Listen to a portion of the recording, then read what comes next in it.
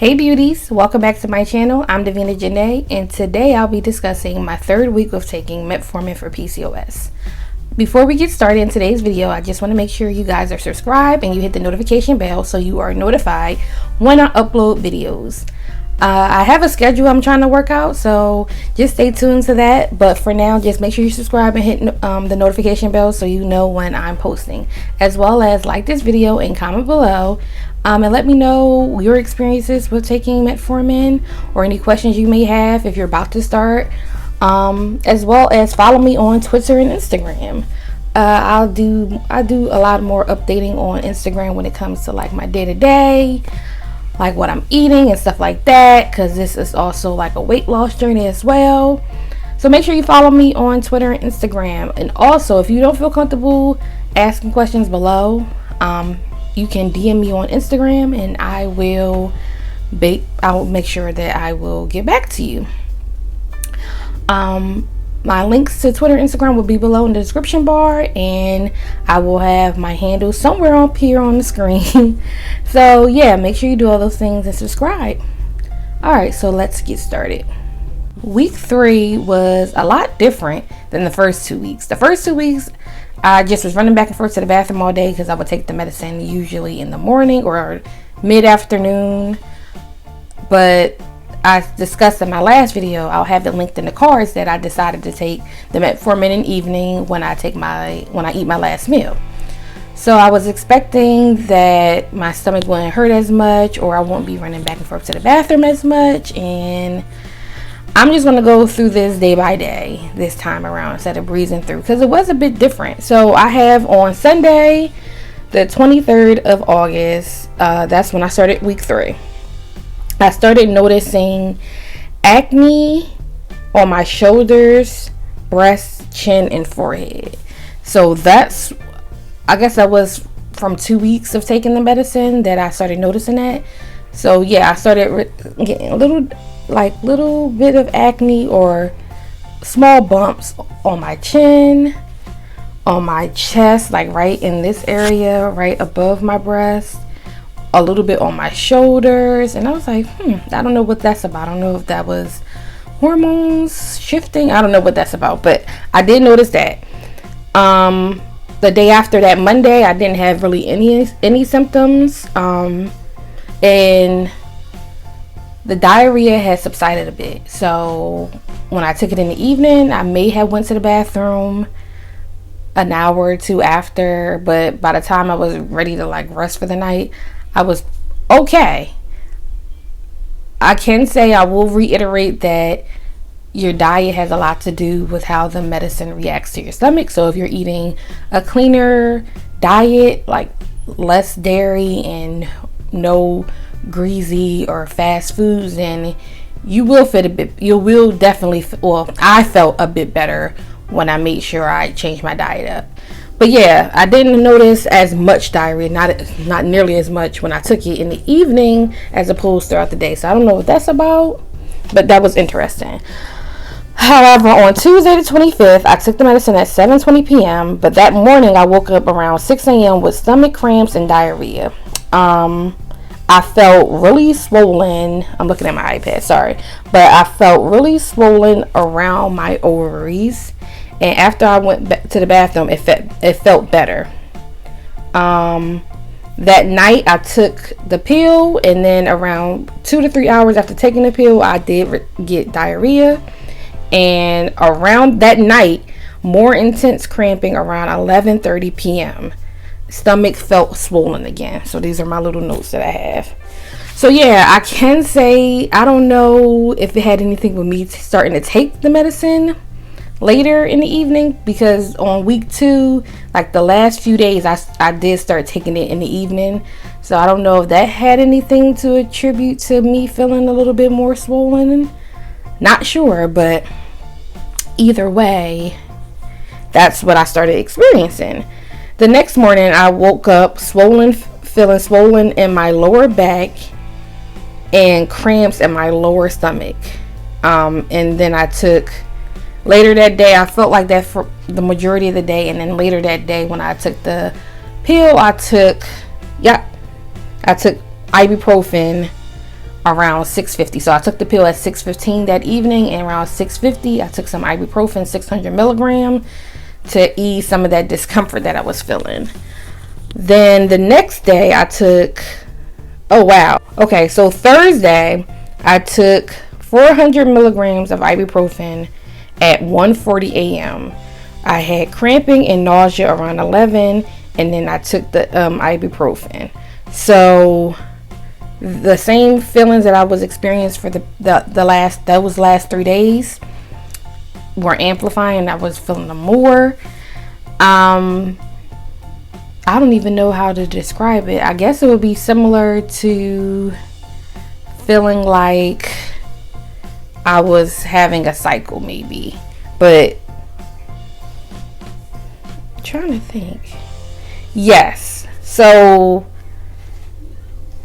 those symptoms were pretty similar to, I guess, how some people would feel when they had a cycle. Whenever I had a cycle, I would have some mild cramping, usually diarrhea, for like the day or two before having a cycle, as well as a headache. I didn't have that many headaches, cause if I did, I would have jotted it down, but I didn't really have any.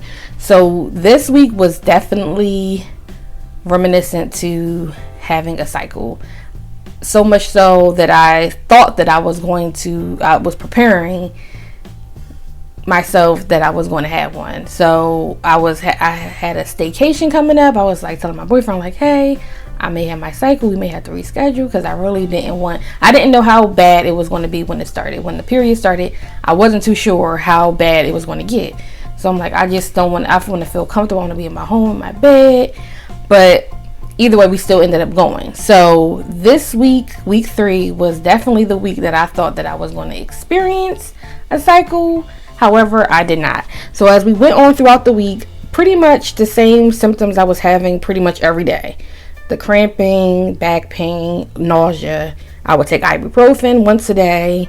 And towards the end of the week, I felt really sleepy, like hardly any energy.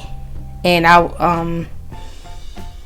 would do something, I would go out and like I would be out for like 2 hours or something, and when I came back I was like, I need a nap like right now. Like I started feeling really sleepy. And then by the end of the week, still the same thing. Mild cramping and nausea, extreme stomach pain an hour after I took the medicine that evening. So this was, I believe, Saturday. Yeah. The Saturday, August the 29th, and that was the last day of the week, I took the pill. And literally, by this time we was at a hotel for a staycation, and I took the pill, and literally like an hour later, the cramping was so intense. Oh my goodness, it was so intense. And I'm like, what should I do? Like, it was so bad, and I didn't even feel like I had to go to the bathroom right away. Like, it just was so intense, and I just pretty much took some medicine and laid down and went to sleep, and then got up a couple hours later and then used the restroom. But the cramping the next day wasn't as terrible. I stopped taking the pill for about 2 days. So the beginning of week 4, I didn't take it Sunday or Monday, but we'll get into that in the next video. So to sum up week 3 was rough, to say the least. It was rough. The whole week I thought I was going to get a cycle for the most part, and I did not. So I was really confused. I'm not sure if it was the medicine. I mean, I'm pretty sure that the medicine had everything to do with how I was feeling.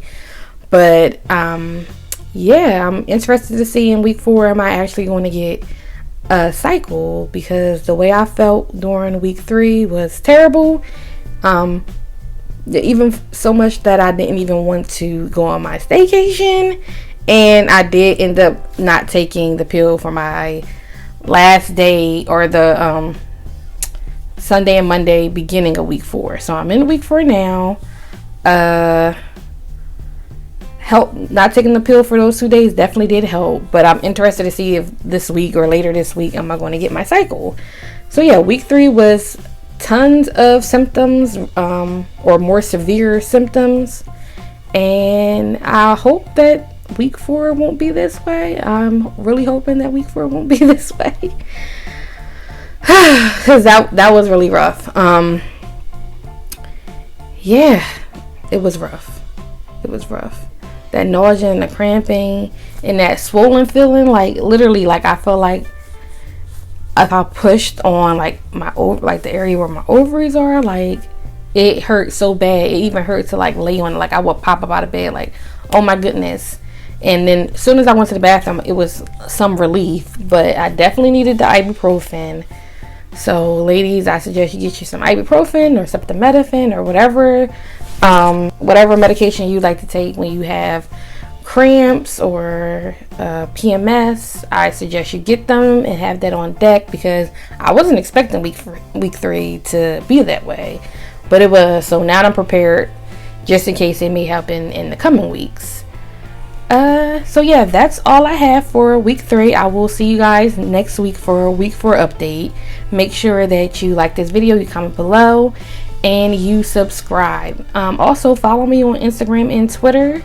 And if you have any questions or you have any recommendations for me, make sure you leave them down below in the comments, or DM me on Instagram. So yeah, that's all I have. I want to thank you all so very much for coming back and watching my videos. And if it's your first time, thank you for joining our family here. And make sure you subscribe. And I just want to wish you all many blessings and tons of baby dust for those who are on your TTC journeys. And stay positive. Try to stay positive. And you know, we're here for each other. This is all of our journeys, where we all are experiencing different things, and some of us are experiencing similar things. So yeah, don't forget that this is all of our journeys. We're here together. This is a community I want to have for all of us to discuss and feel comfortable discussing what's going on regarding PCOS. I don't feel like it's discussed a lot. I didn't really know much about it when I was younger, and come to find out pretty much this whole time I probably had it, and I'm just now being diagnosed with it at the age of 30. So I'm always here and willing to help anybody, and if you have any questions, please feel free to ask them below. And no negativity. This is all positivity. So I just wanted to say that. Yeah, so much love to all you all, and I will see you in the next video. Thank you so much for watching. Bye.